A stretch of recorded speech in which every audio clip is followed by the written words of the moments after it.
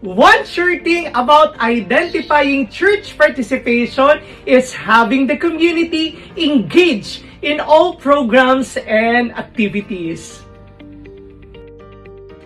And one of our diocese's dream is to have a wide and deep participation of the evangelized and evangelizing Church of the Poor. Meanwhile, let me just share to you a few history of basic ecclesial community in our country. The birth of the basic ecclesial communities is one of the fruits of the Second Plenary Council of the Philippines from the year 1991. And by the way, my name is Brother Brian Comensi, your co-church servant from this commission. The basic ecclesial community is the new way of being a church. Ito ay ang regular na pagtitipon ng mga maliliit na pamayanan upang manalangin, magnilay at magsabuhay ng salita ng Diyos. Nilalayon din nito na mas maunawaan ang mga katesismo o mga turo ng simbahan na hindi kaagad maunawaan, na tiyak na makakatulong upang mapaunlad at mapalalim ang ating pangkalahatang pananampalataya. According to research and studies, 80% of the Catholics are not attending Mass anymore. And sadly, huge numbers of them are belong to the marginalized members of the community.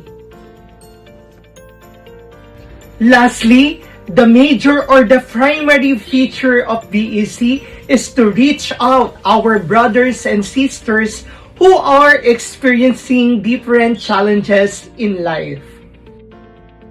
So my brothers and sisters, without much further ado, let me just bring you to the accomplishment of my commission from the previous year up to the present. Ang BEC ay mga maliliit na organisadong pamilyang magkakapit-bahay na nagsusumikap magsabuhay ng pagiging simbahan. Ito ay pamayanang nakasentro kay Kristo ang pamumuhay. Layunin ng BEC ang mga sumusunod. Una, bagong paraan ng pagiging simbahan. Ikalawa, wastong lugar ng ebanghelisasyon.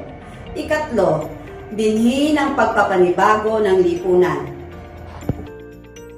Ang taong 2023, sa pagsakatuparan ng mga gawain, ay nakasentro sa paghikayat ng masagawa ang pamamaraang pang-BEC sa mga pagpupulong ng ba't ibang samahang pangsimbahan sa parokya San Isidro Labrador, Muson.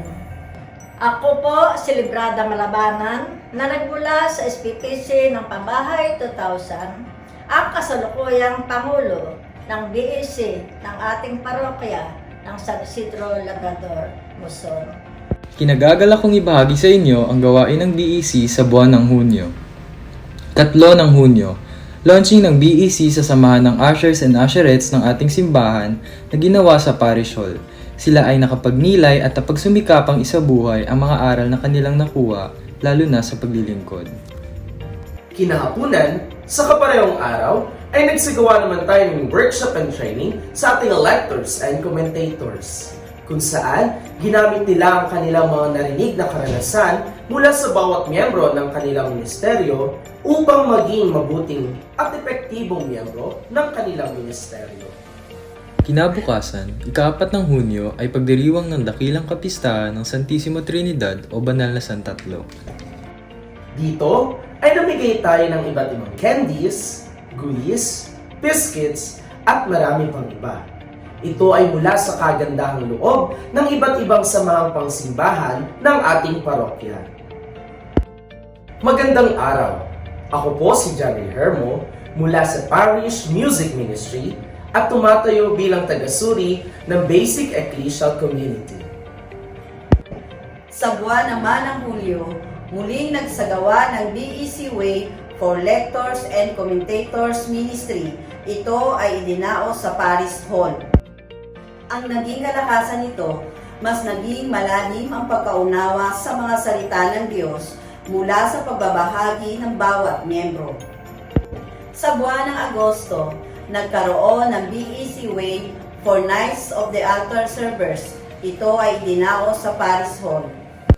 Ang kalakasan nito, nagkaroon ng kahulugan ang paglilingkod ng mga bata at mas napalalim nila ang ugnayan nila sa Diyos at kapwa. Ika-15 ng Agosto, nagkaroon ng BEC Funeral Bible Service. Ito ay idinaos sa Faith Funeral Homes. Ang kalakasan nito na ipakita ang malalim na pakikipagkapwa sa kapatid na lingkod sa pamamagitan ng Funeral Bible Service. Magandang araw po sa inyong lahat. Ako po si Crisperanza Villanueva na nabibilang sa Lectors and Commentators na kasalukuyang Assistant Head ng Basic Ecclesial Community ng ating parokya. Narito naman ang gawain sa buwan ng Oktubre. Nagkaroon ng BEC Vicarial Meeting sa St. Joseph the Worker Parish. Sa pamamagitan nito, nakapag-ulat ng tamang datos mula sa hinihinging pangangailangan ng pang-diocesis na komisyon. Noong October 16, nagkaroon ng pagsasagawa ng BEC sa mga member ng CWL sa Parish Hall. Nakapagbahagi ng iba't ibang kaalaman tungkol sa personal na karanasan kung paano magiging epektibong miyembro ng CWL. Ngayon, tayo naman ay dumako sa pinaka-highlight ng ating pag-uulat, ang mga gawain sa buwan ng Nobyembre.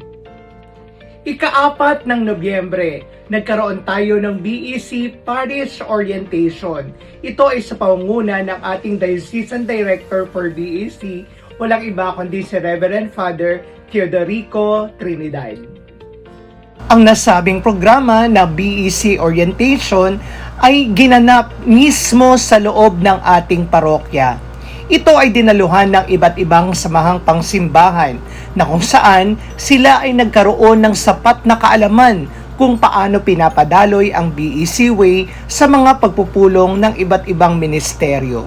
Naging mas makahulugan ang pagninilay sa salita ng Diyos mula sa pagbabahagi ng bawat isa. At sa huli, ang lahat ng dumalo ay nakaramdam ng pagpapanibago bilang mga lingkod sa kanilang mga kinabibilangang ministeryo. Nakatutuwang maibahagi sa inyo na sa pagtungtong ng bagong taon, nagkaroon ng launching of BEC Way mula sa samahan ng lay ministers. At yan na nga ang kabuuan ng ating ulat para sa komisyong ito ng ating parokya, ang Basic Ecclesial Community. Muli, isang masaya, masagana at mabiyayang paglilingkod. Kasama kayo mga kapatid ko sa parokya ni San Isidro Labrador, Luzon.